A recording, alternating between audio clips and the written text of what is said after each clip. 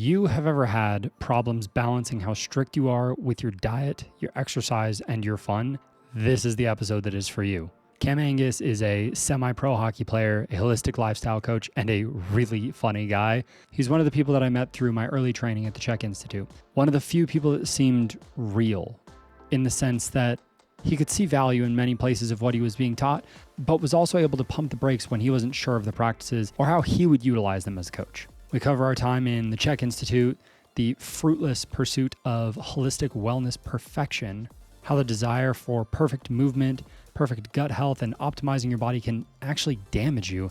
And of course, we finish with a very funny travel story from when Cam was in Tel Aviv for hockey. If this is your first time here, I make bi-weekly deep dives into fitness pop culture trends as well as holistic bodybuilding and powerlifting content, so make sure to subscribe to hear more of that. This week's Amazon gift card giveaway, put a comment under this video telling me a part of your fitness routine that you think started harming you more than it was helping you. And with all that out of the way, guys, my name is Andrew with Pride, episode 61, or maybe 62, depending when I post this one. Let's get into it, everybody.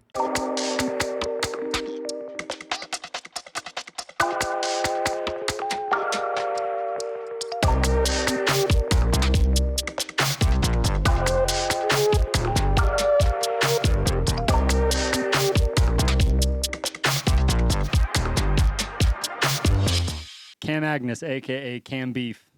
The man. Dude, this has been like 3 years coming. How you doing? How you feeling? I'm great. I'm excited that we finally got to do this. I mean, it was one of those things where, yeah, we'll do it this week. Okay, well, we'll start researching. We'll start putting some scripts together. All right, cool.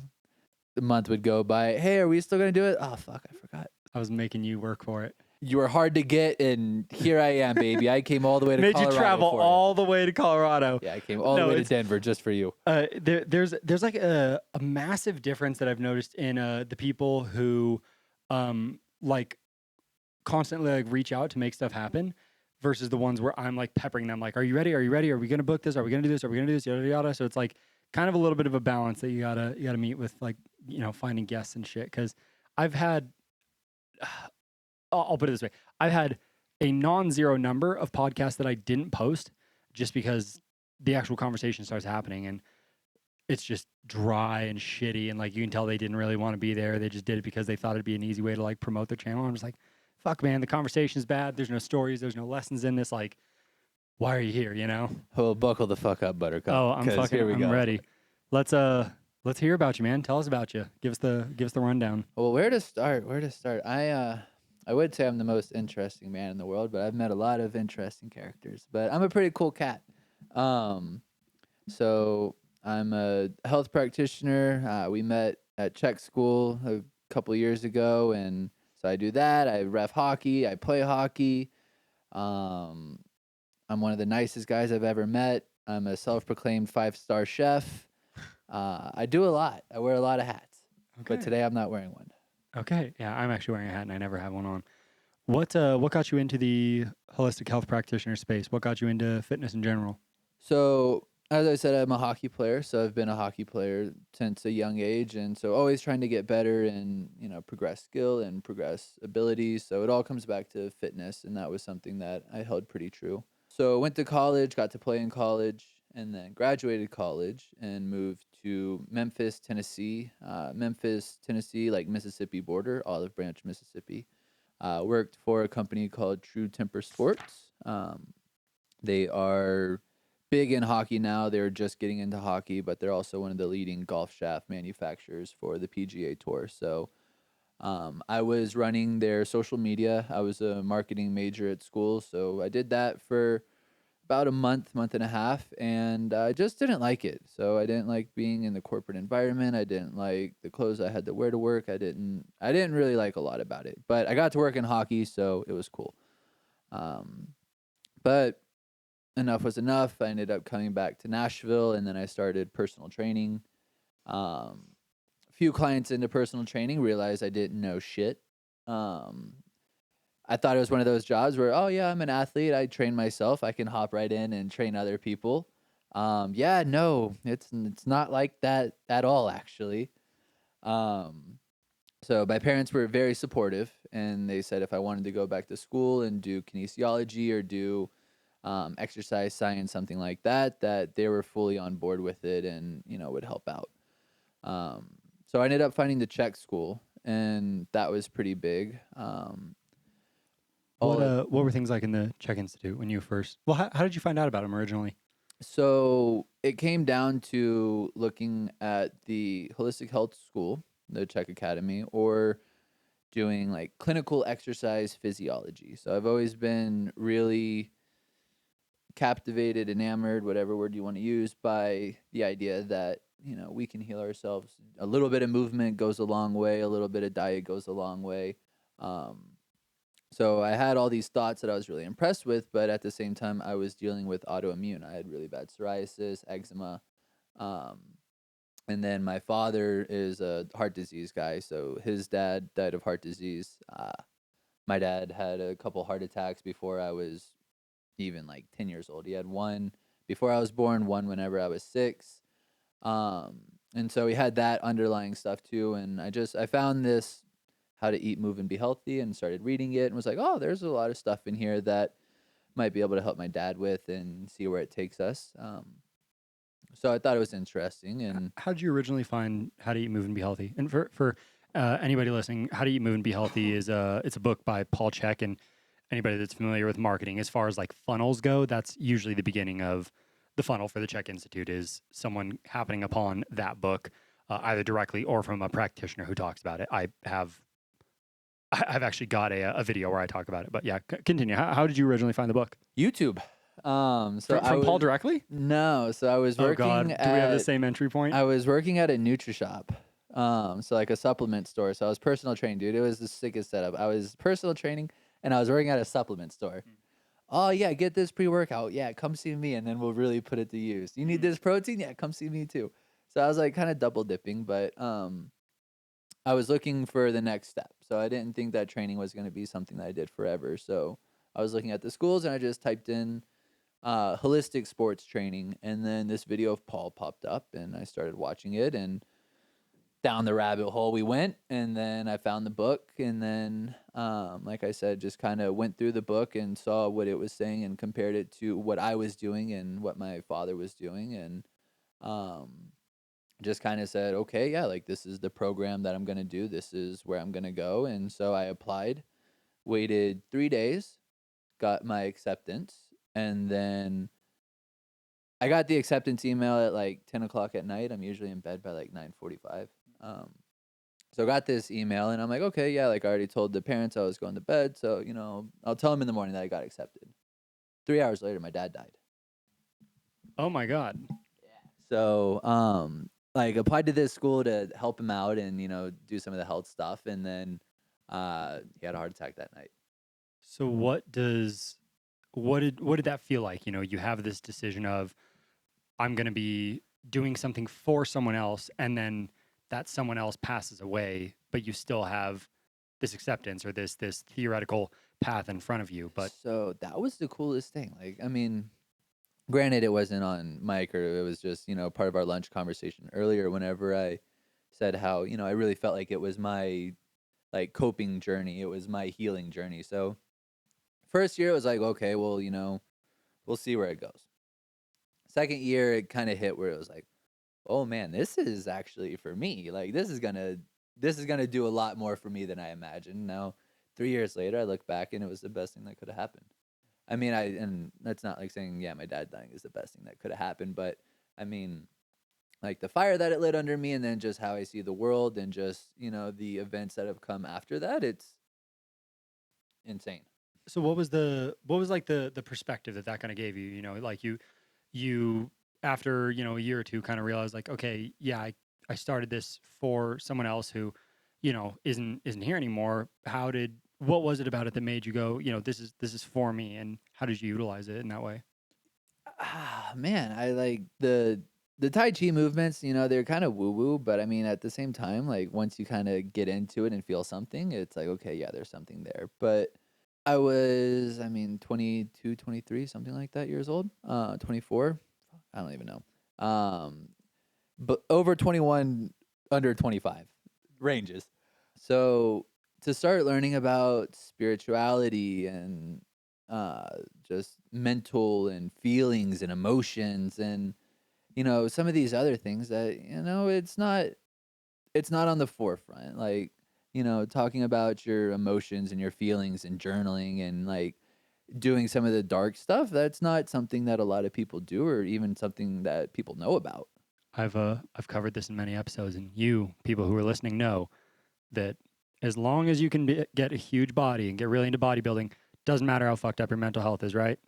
Exactly. And so, I mean, and being an athlete too, and we can get into this later as well, but I mean, my exterior was everything. Like on the inside, there's not a lot. Like the autoimmune, that was mental, and now the stress of losing a parent, mental.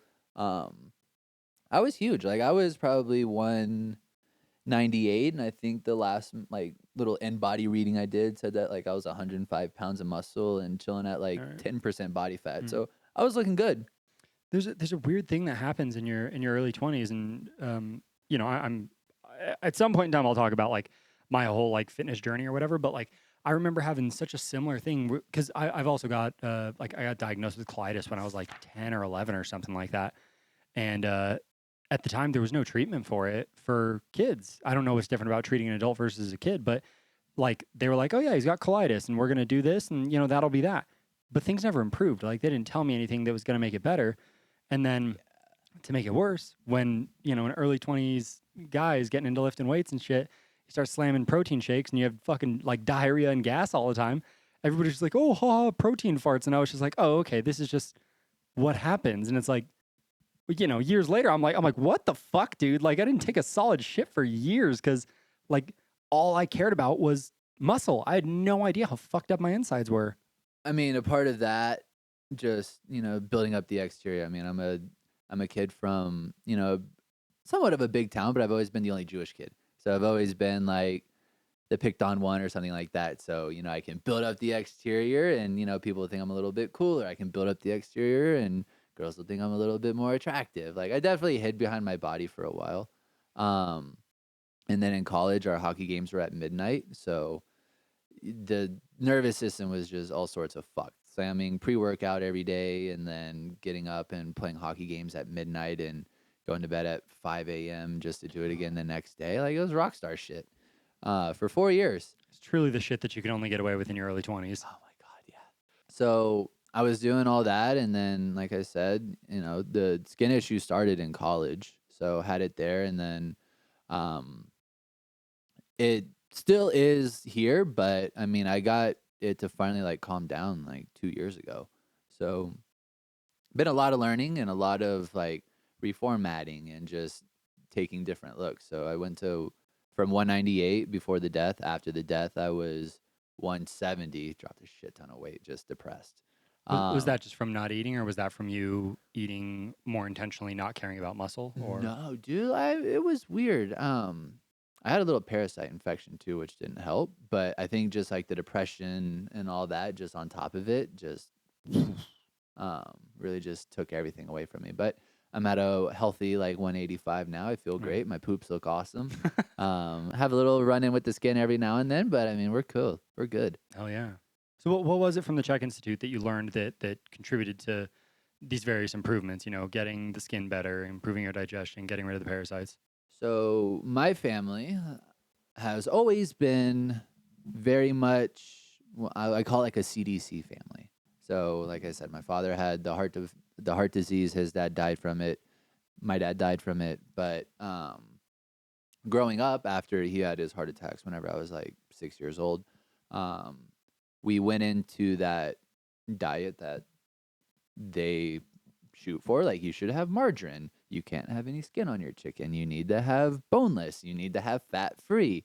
Use the alternative. So we really like went down that line of eating that way. And so more or less the standard American diet, lots of seed oils, fat-free, and not realizing that when you're removing the fat, they're just packing it full of sugar, basically. All in the name of health.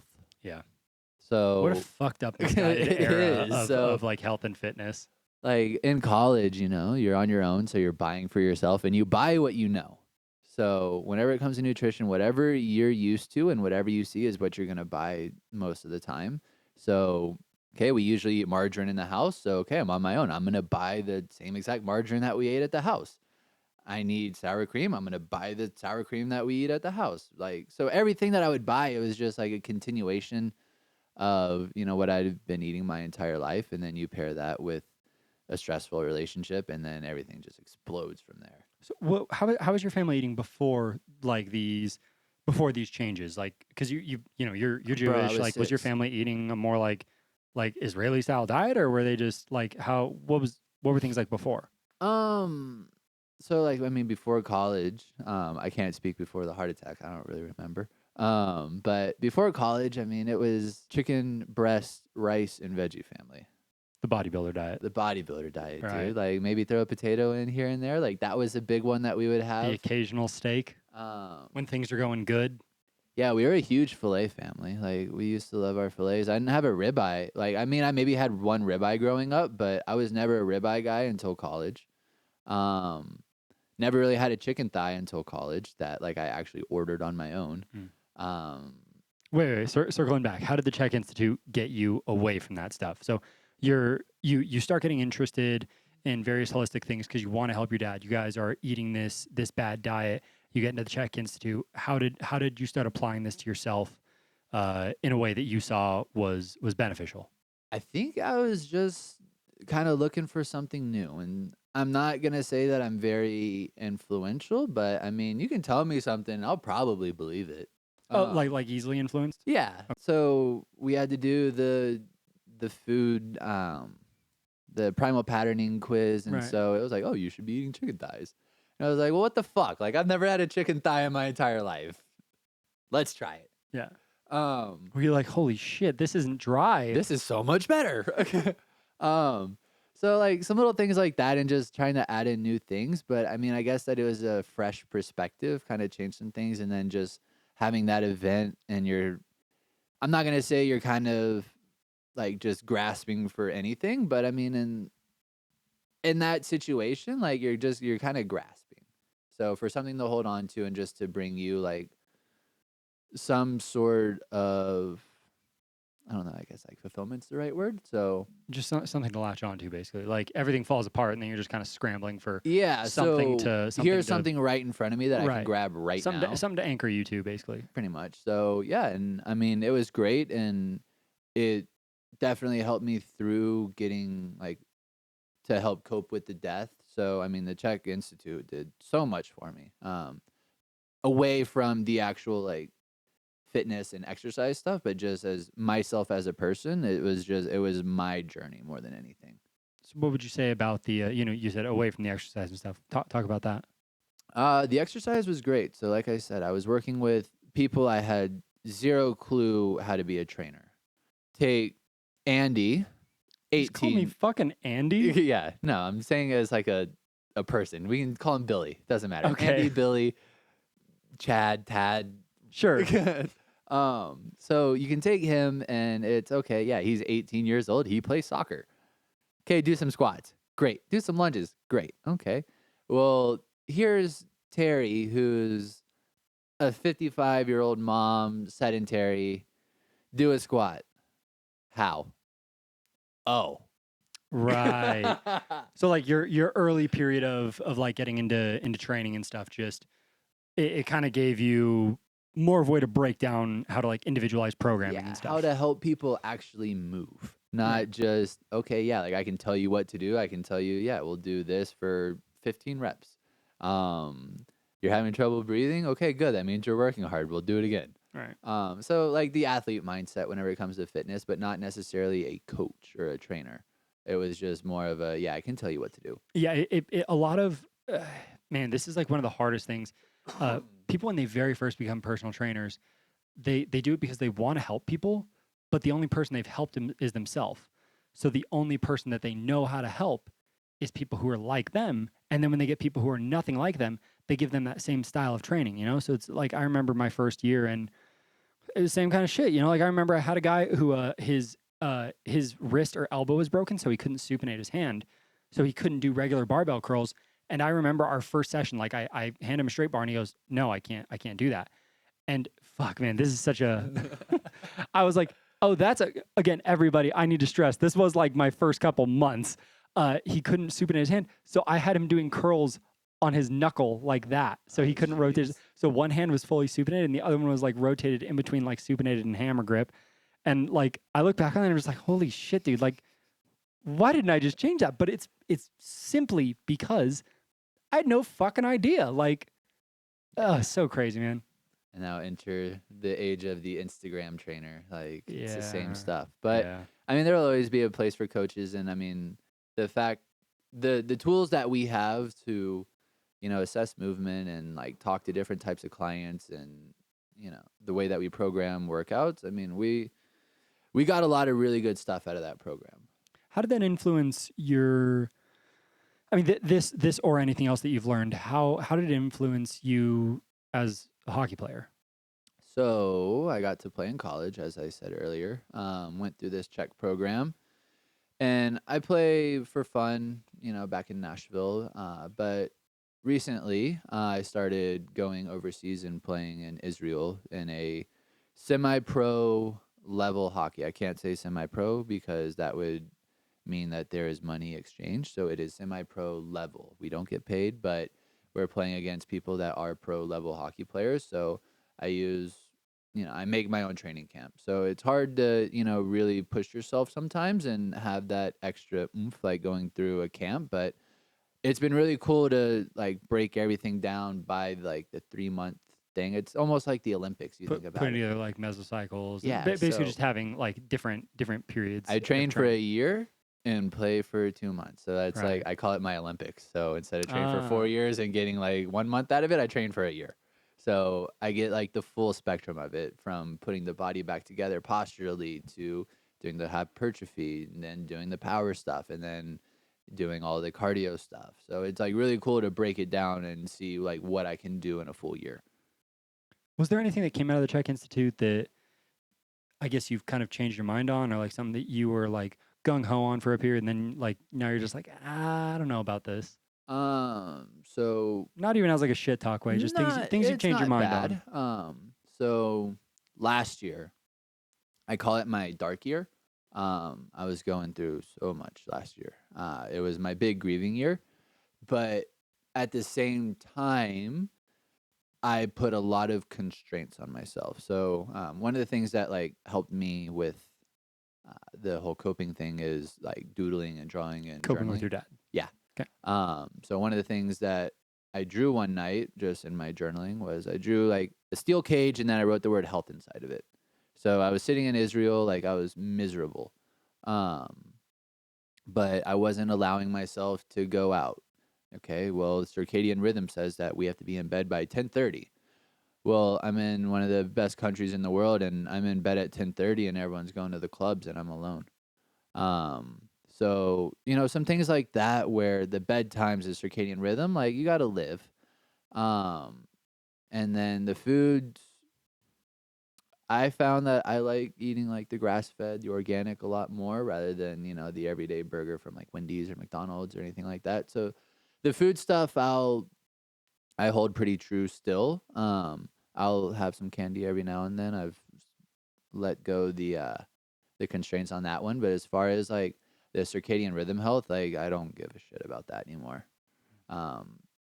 Especially being a hockey player, like games are usually starting around 10 o'clock. So there was a while where it was, oh, this game's too late for me. I got to be in bed. I can't do that. I'm sorry. I'll catch y'all next week, and hopefully the game's earlier. Man, so you straight up were like turning down games and stuff like that? Yeah, I mean, because I was very much like I wanted to be the healthiest version of myself that I could. All the while, I was making myself more unhealthy. So there's this really cool saying where, you can stress about the steak or you can eat the fucking steak. And the stress that you're going to have about the steak is probably just as bad as, the steak. So if steak was bad, but you get what I'm I getting get what you're saying. There was almost this like kind of creating like a health martyr out of yourself, like it was sort of like a competition between like the whole Chek practitioner group of who can be the healthiest, who can be the not to sound like Liver King, but who can be the most like primally And you want to be like that. Like, I mean, yeah. and Well, because it's like I'm not saying it's bad. no, It's not bad. but it's like there almost becomes this like hierarchy of like oh, you're eating grass fed, grass finished, and wild caught and pasture raised. I'm doing that, and I'm doing 20 minutes of breath work. And someone's like, oh, you're doing all that? I'm doing that, but I also do qigong for 1 hour a day. And it's like, oh, you're doing that? I've done 300-day gongs of qigong and all of that. And then it's, just kind of spirals and spirals and spirals. And then it's like, oh, you exercise that? I don't even touch weights. I only train with Indian clubs and maces and Swiss balls. And it's just like, you almost will like I manifest my muscles. Sorry. I had to put that one out there. Sorry. No, it's like there's like this making yourself miserable just to be like the top person in the group. And ultimately this isn't a matter of like an issue with the Chek Institute. It's just the mindset of some of the people. And it's there was one day where we were in class, and I'm not gonna say any names, I'm not gonna shit on people. But I mean, as you were saying, like, oh well, I eat this, it's this, and that. I already know what you're gonna talk about. Dude, Continue. So the school, it's like, it's kind of by I don't know if it's a convenience or it's a I think it was like a Trader Joe's. Right. And so I went in there one day, and like I got a bunch of fruit, and I came back, and everyone's outside for lunch. I'm eating my fruit. I'm happy. I'm in the sun. I'm doing my thing. And one of the other students is like, oh, hey, like, can I have one of those pieces of cantaloupe? And I was like, yeah, sure. Like, grab it. He like takes a bite and he goes, oh, this is organic too? And I was like, nah, like, they didn't have any more of that. Bro, this motherfucker spits it out in the grass right in front of me. Holy shit. I was just like, oh, okay, well, God. I'm going to go throw these away now. I'm trying to think of the exact word where you think of yourself as higher than others, like you kind of it's like a snobbish. It's like the South Park where they're sniffing their farts. Yeah. I can't remember the exact word for it, but like there does, in like the more spiritually minded people, there's almost this like competition of connectedness with Earth, and then there's almost like a level of like looking down upon people. I remember seeing a thing, this was within the last couple of days, where it was like how to be involved in the spiritualism of psychedelics without becoming like a fart sniffing dick, more or less. Like it didn't obviously literally say that, but it was basically just like making an acknowledgement of the fact that a lot of the like most spiritually woke individuals are like the most insufferable fucking people you've ever met sometimes, Do you follow Aubrey Marcus on Instagram? I do, yeah. Did you see what he was talking about Burning Man the other day? Oh, God, what did he say? Well, he was just talking about, I mean, that same thing. Like, it's kind of turned into like a hierarchy of people. Like, you have the ones that, oh, well, you don't do it this way. Well, cool. Well, you take your drugs this way. Okay, well, cool. Like, and just like that whole hierarchy system. Right. It's becoming a thing in the health world. Yeah. Yeah, it's going to be interesting to see as various psychedelics get legalized, for therapeutic uses or otherwise, how that kind of goes, because we've already seen. I don't know if you saw Miguel's podcast, Good Demand, which I'll link above for anybody on YouTube. Miguel had a thing where he had someone on talking about like weed, and then they're talking about like. Yeah, they're talking about like, okay, at first it's like smoking weed, then it's you're vaping weed, then it's, you're only doing like this way, and then it gets to where like, okay, I'm only doing volcanoes now, and then like, it just becomes this evolution of like, it's like a race to purity and a race to perfection, and to kind of link this back to the very beginning bit that we were talking about is. There are these people who, used to enjoy smoking a joint or whatever. And like, I don't smoke, so I don't fucking know how it is. But like, there's just people who went from enjoying smoking a joint to now they only smoke out of volcanoes. So now they can't enjoy smoking weed with their friends when they're just like out and about casually. And it's no different than you go through this period where you're playing hockey and, oh, it's 10 o'clock. I can't do that. Or, oh, it's, it's not organic, or no, I got to do my Tai Chi or whatever it may be. Like you get so wrapped up in it in this like, Sisyphusian like pursuit to be the ultimate health god, and it makes you fucking miserable. It's like that idea of like a cage around the word health. Like shit, man, that might be the thumbnail for this video, honestly, because that's a great idea. The closer you get to 100% health, the more unhealthy you are. The more in your 80-20 you are, you're good. Yeah, you're good. Yeah. Well, the other thing too is like the closer to perfection you get, the less everything moves the needle. You know, like do you know what an asymptote is? Nope. Or maybe it's an asymptote. I can't fucking remember. But it's basically so picture like, you know, this line that's between you and I. If we had a line that was getting closer and closer and closer, it starts to flatten out more and more and more. So it gets closer to zero, but it will never actually reach zero. And that's what happens with a lot of people is they get closer and closer to perfection. Like I'm training better, I'm eating cleaner, I'm sleeping better, I'm, and then it's like you know that you're still not perfect, but you don't know what else to do. Yeah. And people drive themselves fucking crazy trying to achieve this like health god status. And it's like health isn't just all the things that you do. Health is, are you able to go out and have fun with your friends? Are you, you know, going to be able to stay up late one night and bullshit with your friends? Are you going to, you know, if you're like scared of EMFs and shit like that, like, are you going to be able to like live in a certain part of town, even though the building's 120 years old and is like, you know, like whatever it may be? Like there's just so many things that people will push away and say no to in the pursuit of perfect health that ends up making them fucking miserable. Look at the blue zones, man. One of the most important factors about blue zones, the people who live the longest in the entire world, is community. And if everything that you do gets in the way of community, you're not healthy. That's the thing about, like, the hockey league that I was talking about is I'm fortunate to live in Israel for the summers. And I mean, just like the Shabbat dinners, I mean, they're massive dinners. Like, so Friday night, like the whole city stops and people make their own food. They just have these big, like, you know, quote unquote dinner parties. I guess that's the easiest way to describe it.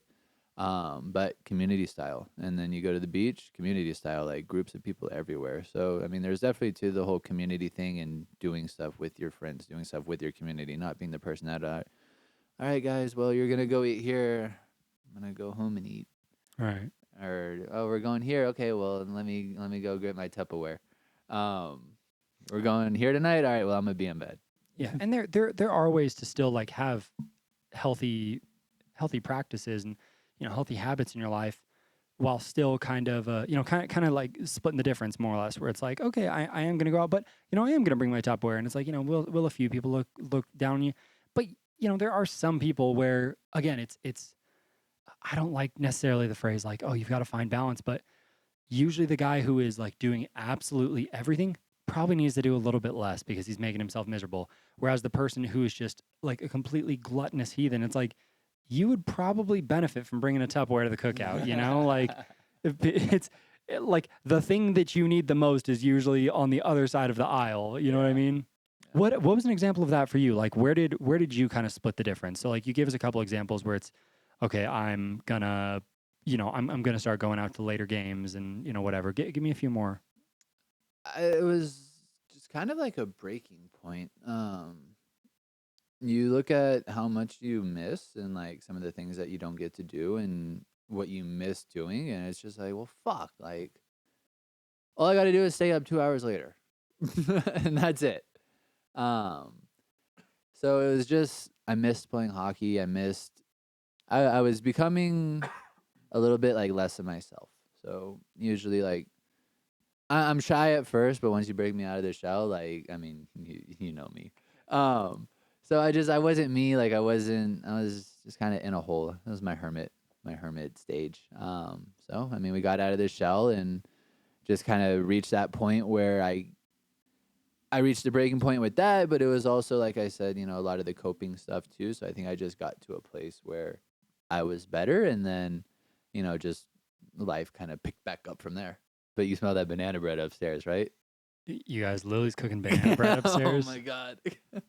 Yeah, I've been having trouble. Yeah, it didn't occur. I was like so like in this, but yeah, it just hit me. The intrusive thoughts. 80-20, 80-20, 80-20. Besides the big ass plate of barbecue we had earlier. Yeah, we don't talk about that. We'll call it 75-25. Well, honestly, you know what the funny thing about that, like, the funny thing about that giant fucking meal that we just had is, even though we just ate that, like, guys, I'm talking, I by myself just ate about $70 worth of barbecue, and even in that, I'm still going to eat a healthier day than 80% of the United States. Yeah. That's it's fucking sad. crazy, man. Yeah. And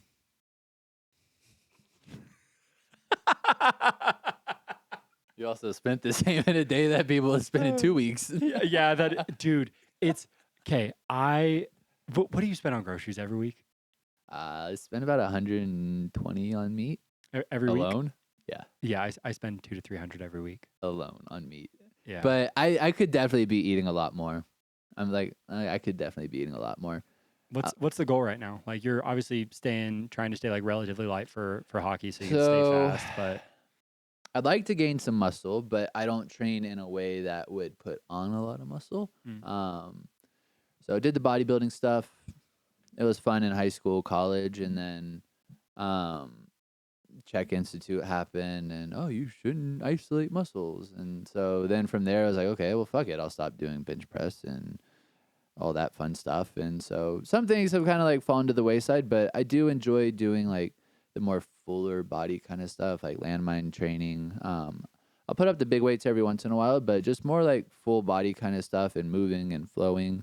I enjoy that, which I mean, that's not going to produce large muscle gain. So I'm just maintaining, feeling good. I mean, that's such a fun word to say, maintain tone.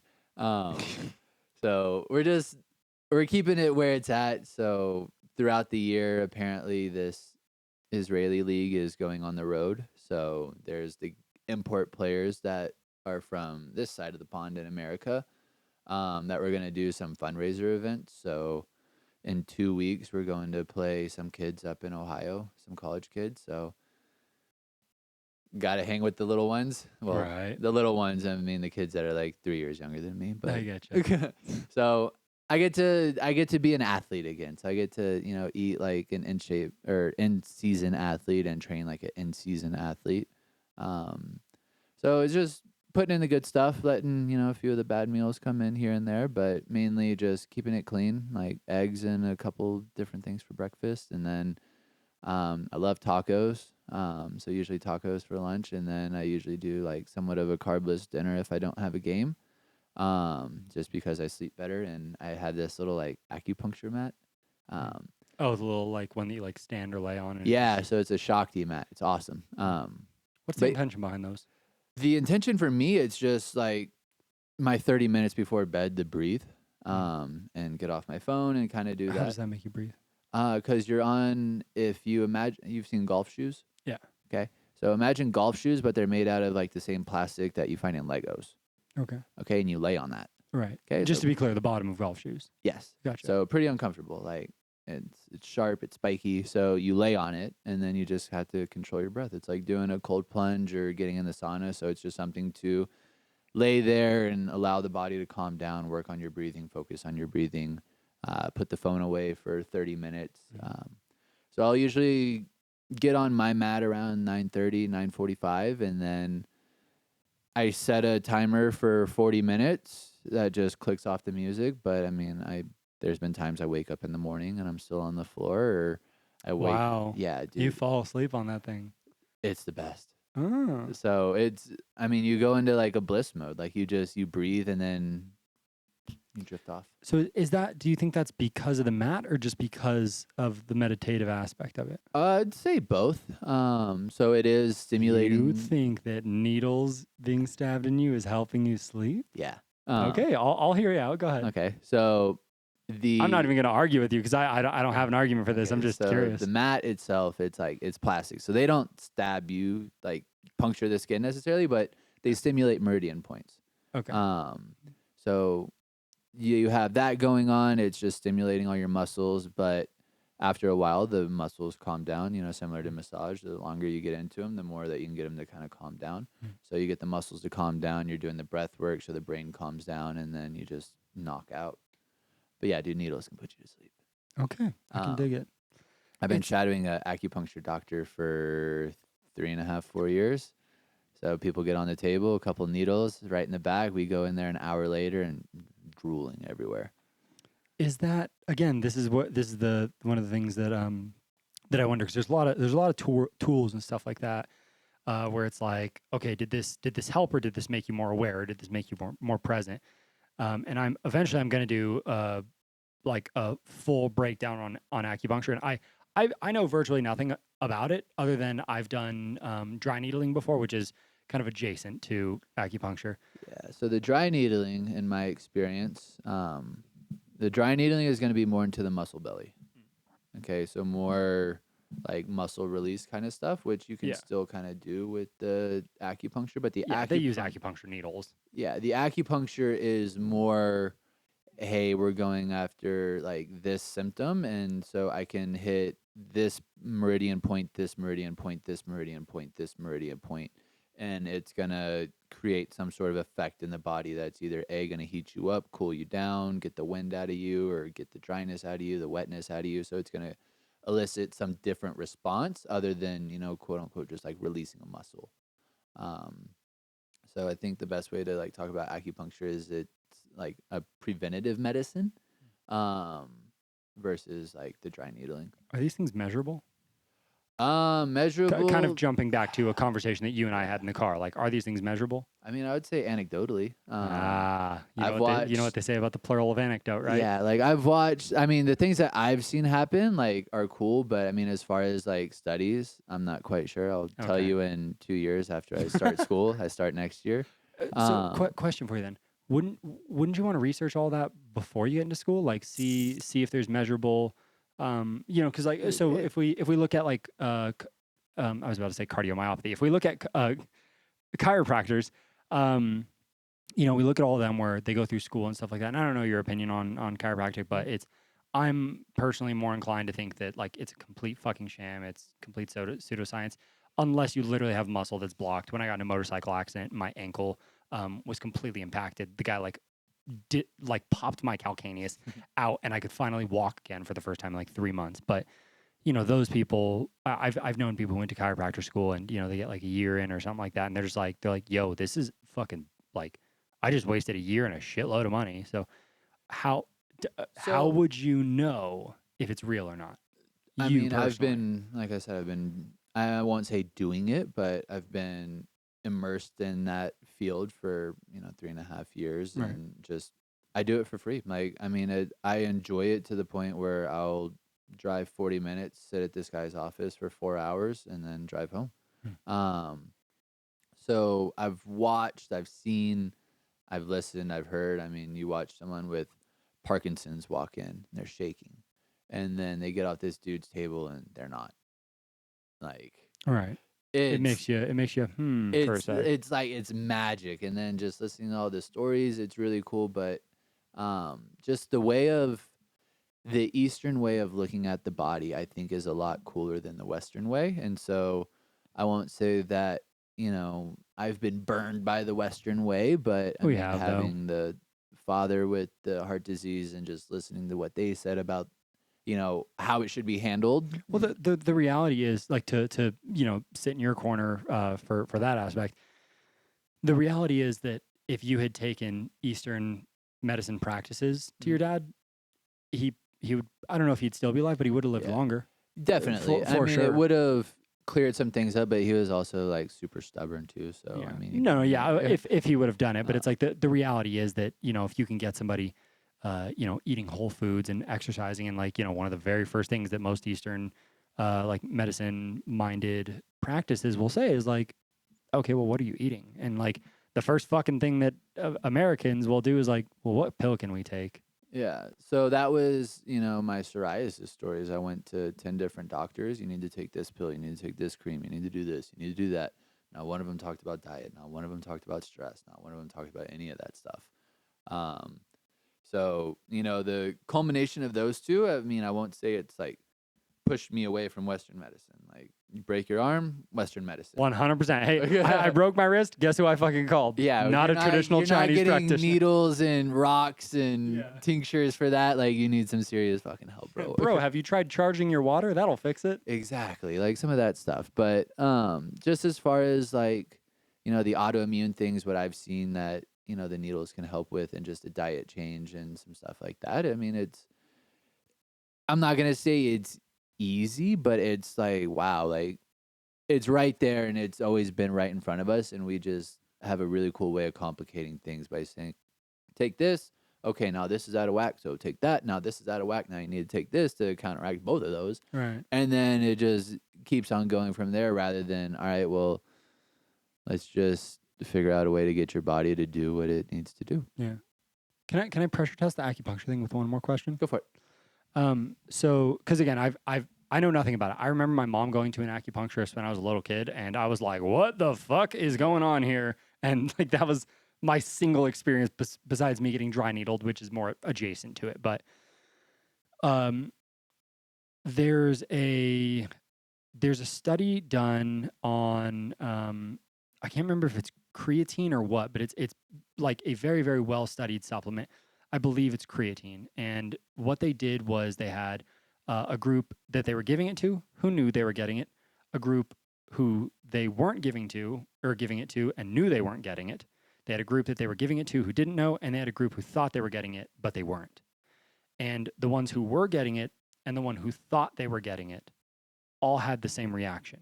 So like if we're looking at the placebo effect, it's not just a like you think that something works, your body will physically respond as if it is working. You know, these people are taking creatine and they physically see the body react as if there has been creatine added to their system. So there are ways that we could falsify that creatine study, but obviously we haven't been able to because creatine fucking works. How would you in pursuit of like truth around this, how would you falsify that for yourself? How would you find out if it didn't work? Because if we're looking at it from we'll use the Parkinson's person for example, we can see that placebo physically can manifest. How would you know? I mean, and it's like my mom tried it and she wasn't a big fan of it. So I'm not going to say it's like one of those things that works for everyone. Like, oh yeah, you're going to have this treatment and it's going to like work 100%. But I mean, the placebo studies are so interesting because you can have that argument for almost anything. Like, did you ever see Heal on Netflix? Did you watch that documentary? So they took like 4 different people, and you know it's a movie, so who knows like what all of it is. But like the basis of it is like they had these 4 people that one of them was like in a bike accident and shattered his spine, and he didn't do surgery, and his mind helped him like rebuild his back, and he's walking just fine. Stage 4 cancer survivor, and his mind healed, good to go. So whenever we look at like the placebo stuff, it's like, yeah, the mind can do a lot of shit. Like if you think you're getting something and like, okay, well, I'm getting this and X, Y, and Z should happen, then, you know, there's a good chance that X, Y, and Z may happen rather than I'm getting this, but yeah, no, this isn't going to happen. This isn't going to happen. Like the mind can do a lot. But in terms of, you know, trying to like falsify or put the success rate to something, I mean, in terms of science, that I won't say it's like you can't say, okay, well, we gave this person, you know, antibiotic A and we saw a reduction of X, Y, and Z. Like there's some people that, you know, can get their blood tested done and, you know, with the needles and they see some numbers change. So I would say it would probably be about that. But as far as like me talking about it, I would say, you know, it's probably just going back and forth with the doctors, like getting one test from a Western medicine and then saying, okay, well, let's go to Eastern and see what, you know, this combination of needles and herbs and everything else will do. And then we'll bring it back over here and see what the numbers say from there. Right. No, but that's what I'm saying is like placebo can cause measurable changes in the body. So there's like another one that I saw about gluten intolerance. And the same thing, you know, they had people who actually were and blah, blah, blah, blah, and whatever, but they had, you know, a certain group where they weren't gluten intolerant, but told them that they had a gene that meant that they were. And those people physically manifested the symptoms of someone who's gluten intolerant. So, and I think I also don't necessarily expect you to like 100% have an answer on this because, I mean, you know, we're having a conversation. We're not fucking like ripping open research papers and stuff. For anyone listening, it will not be out by the time I do this, by the time this is out. But if you're watching this at some point in time, there's a little bubble above my head on YouTube. That means I did a fucking acupuncture episode. Because that is the thing that I'm really curious about with it is like, how does it measure up against placebo, and otherwise, not even as like a this is fucking wrong, but as like a does it beat placebo? You know, like looking at a lot of the Chek stuff that we did. You know, the folks who are using like, and this is also is like not to dog on acupuncture, not to dog on the Chek Institute because fucking, you know, whatever. But there's like things that were in the Chek Institute that I'm like, do you remember the first day when I was like, can you show this in a study? And they're like, do you remember the beautiful water study? No, but I'm gonna let you tell it. I'm like hyper skeptical. You already know this, but like I don't know how much of the audience knows that about me. So I really like challenging things. And if I have ever not challenged something that I talk about, you can call me out in the fucking comments, and I'll dig back into whatever. But basically, there's this beautiful water study, and more or less, this guy, you know, was at a spring and he told the waterfall how beautiful it was and this and that and blah, blah, blah. And then, you know, takes a sample of it and looks at it and freezes it and looks at it under a microscope and has these beautiful crystalline structures. And he's like, oh my gosh, you know, I spoke kindly to this water and it made it beautiful. And then he goes back there and he like talks shit to the water and he's like, fuck you. Like, you're so ugly. You're a hideous example of nature. Same thing, freezes it, looks at it under the microscope. And it's these like crazy, like jagged, erratic structures and stuff like that. And I might be mixing this or fucking the study up a little bit, but basically what he tried to make the argument of is like when you are, you know, speak kindly to your food and your water and your this and your that, it makes it harmonious and allows you to whatever, you know. I'm not sure what conclusion he was trying to pull from it, but then I was like, has this ever been duplicated? And they said something where they're like, well, if we've already seen the proof, why would we need to duplicate it? And I'm like, well, to fucking see if it's falsifiable, to see if it can be duplicated. Like that's how it works. You know, we got to test it a handful of times and, you know, tease out the bullshit. And like, it was the same with dowsing too. They're like, yeah, like you can use dowsing. I remember that one. That one was funny. That one was funny. Dude, like again, for the audience, they were saying that they use like dowsing rods to like find like water and to test the quality of food and to test this and to test that. And they were like, yeah, well, the military has been using dowsing to find oil, which is true. And it's never worked. So the United States government was hiring dowsing professionals to find oil underground. And it like, I don't know if it never worked, but it worked significantly less than just guessing did. 10% of the time, it worked 100% of the time.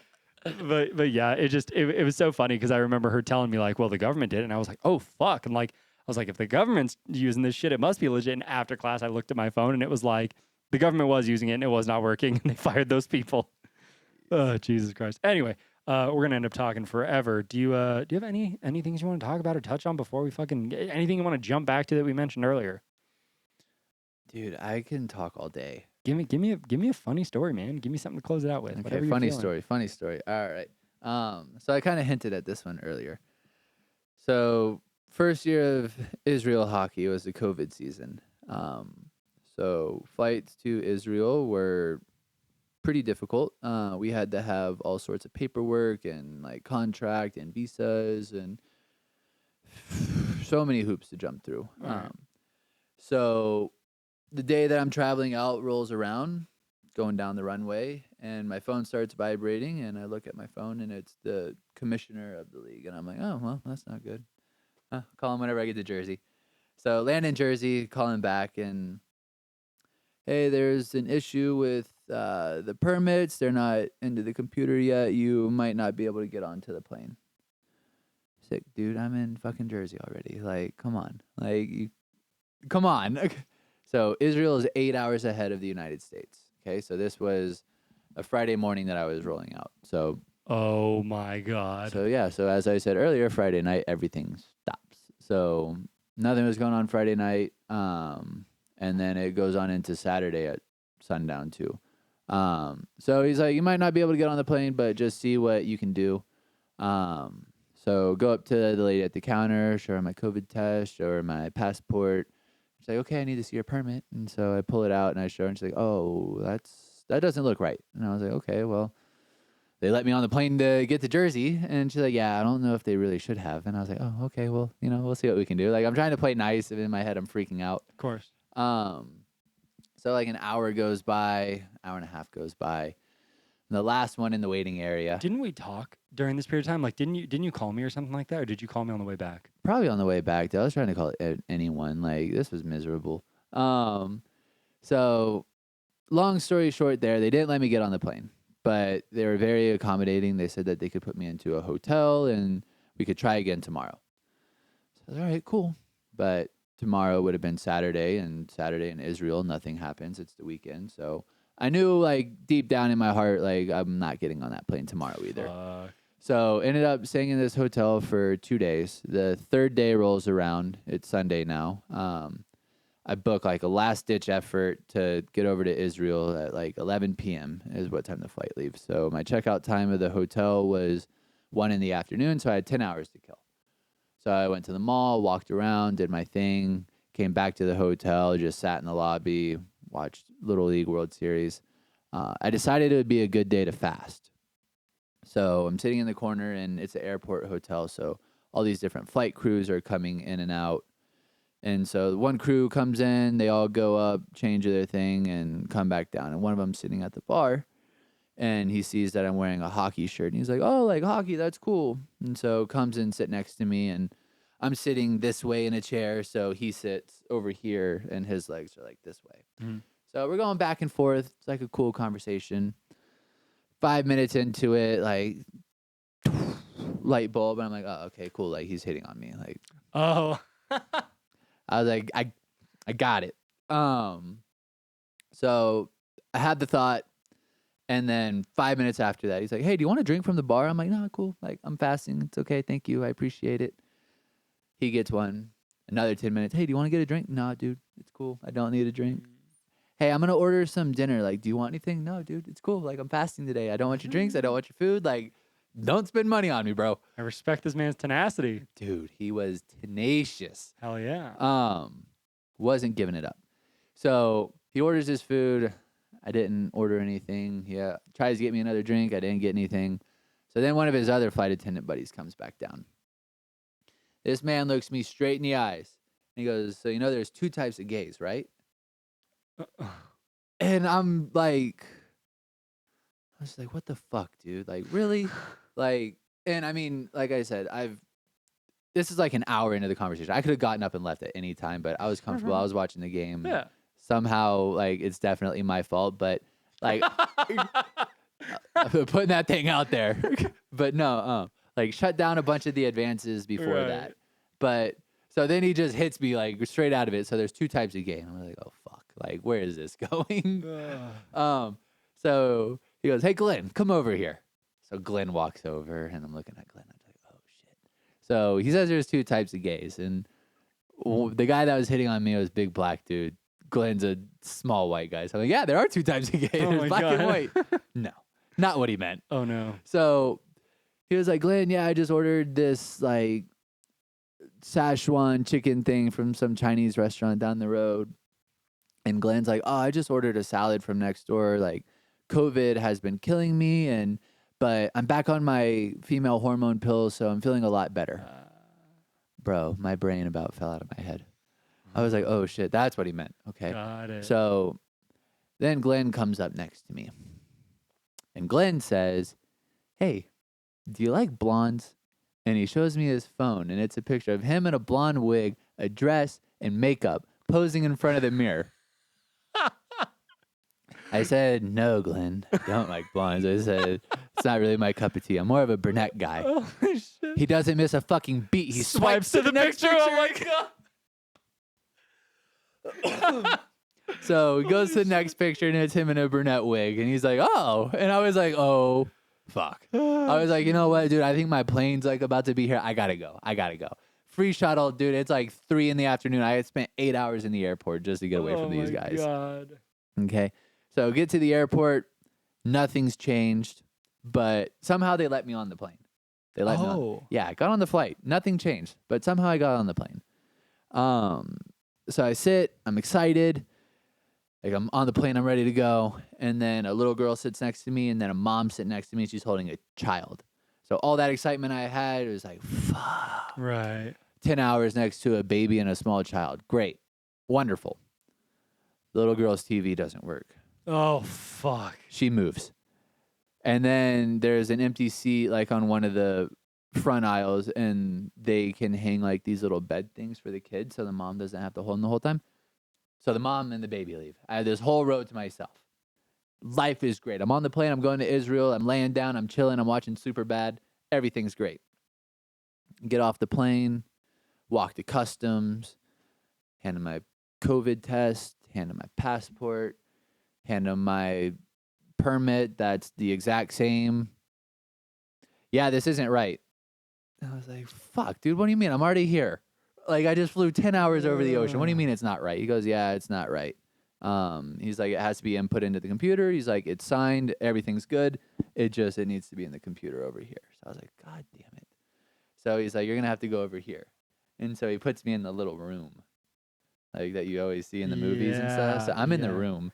And there's a lady and a man in there, and they were just talking back and forth in Hebrew. Was the man wearing a blonde wig? No, he was not. Okay, good stuff. But they were like typing on the computer and like just talking back and forth in Hebrew. And I'm like, they're talking about me. I know it. And I don't have a single idea of what they're saying. So they're asking me these questions, and I'm like, I don't know. Like, here, you know what? I'm just going to let you talk to the commissioner of the league. You guys can speak in Hebrew. So this was before I knew that a thing in Israel is you're not necessarily arguing, you're just talking loud. So they yell, they just want to be heard. They're not arguing, there's no hostility. They want to talk loud. Bro, they are fucking screaming back and forth on the phone. I'm scared. And they're screaming back and forth. I'm like, bro, you are about to ruin this for me. Like, shut up. Stop yelling. Stop yelling. And then they're hang up. She's smiling. Like, oh, I'm sorry, but you're not coming in. I was like, oh, my God. You're going to be on the next flight out of here.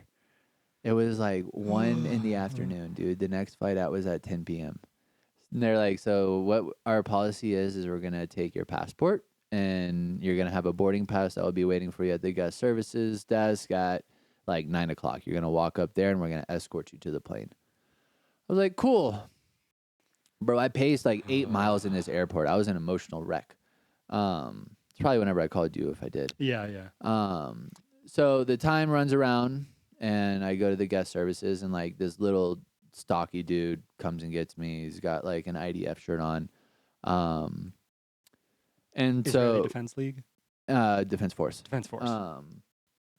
So we're like walking through the airport, and I'm trying to like make small talk with this guy, you know, like I'm in a good mood, like I'm as good of a mood as I can be, like, you know, turning lemons into lemonade. Right. So I'm like trying to be nice. And then it occurs to me that I'm an international fugitive. I'm here illegally. Probably shouldn't talk so much. Bro, this guy walks me to the front of the line at the like gate, walks me past the person scanning stuff, walks me all the way to my seat on the plane. Holy shit. Sits me down, says, stay here. That was that. And then I'm like, once I hit the seat, dude, it was like a big emotional release. Like I was just like crying. Fuck. And then people started walking. I'm like, all right, people are coming. Like, come on, get it together, bro. Yeah. You're a pimp. Pimps don't cry. So I'm like, okay, like collect yourself, like checklist. Like, okay, I have my phone, cool. I have my wallet, cool. I have my backpack, cool. Where's my passport? Where's my passport? Where's my passport? Where's my passport? Where's my passport? This motherfucker didn't give me my passport back. So I find a flight attendant. I'm like, yo, dude, this is like the situation here. He didn't give me my passport back. He's like, bro, you got to go find him. Like, you got to get off this plane. You got to go find the guy. Holy shit. I was like, dude, I can't even walk through this airport by myself. You got to go find him. Right. So we found like the head flight attendant and told her the story. And she was like, oh, pulls a passport out of her apron. She goes, you must be Cameron. And hands me my passport. Oh my God, dude. And then they flew me all the way back to Nashville. And then I went back a week later and had the best summer of my life. Okay. So it was not all for naught. It was not all for naught. But whenever we went back a week later, we were like all prepared. We had folders, we had permits, passports, COVID test, like everything. Dude, were you just nervous the whole fucking time? They didn't ask us for a single fucking thing. Holy shit. I was pissed. God damn, dude. Alrighty, well. Anything else you want to toss in last minute? Nah. That's a good stopping place. Yeah. Well, Cam, thank you for coming on. If people want to find you, where do they find you? Instagram, Cam Angus 68. Hell yeah. Almost 69. You were very close. I was, but my favorite hockey player was 68, not 69. Who's that? Jaromir Jagr.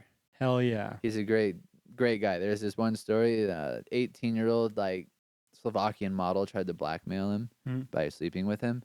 He was like, fuck it, post the pictures. I don't care. So it's like this Slovakian model in bed with like this Jaromir Jagr guy. Yeah, this massive fucking hockey player. He was like, yeah, fuck it, post it. I don't care. Yeah, that's funny. Beauty. I am aware of that hockey player, funny enough. Yeah. Legend. Alrighty, guys. Well, as usual, my name is Andrew with Pride. This is Cam Angus with Cam Angus. Wait, do you have a website or anything? Kinda. I don't use it that much. I just use it for programming, but I call it Strides Life and Wellness. Okay. StridesLifeandWellness.com or yeah, if you like feet, my logo is a foot. So hell yeah, go get those free feet pics, everybody. And yeah, until next time, guys. My name is Andrew with Pride. See y'all later. Bye. What a guest, huh, guys? Please go comment on their Instagram and let them know that you saw them here. And while you're just doing things that I ask you to, make sure to click this top video that I have linked. That is the last episode of the podcast, which I guarantee will add 10 pounds of muscle to your body. I'll see you there. Later.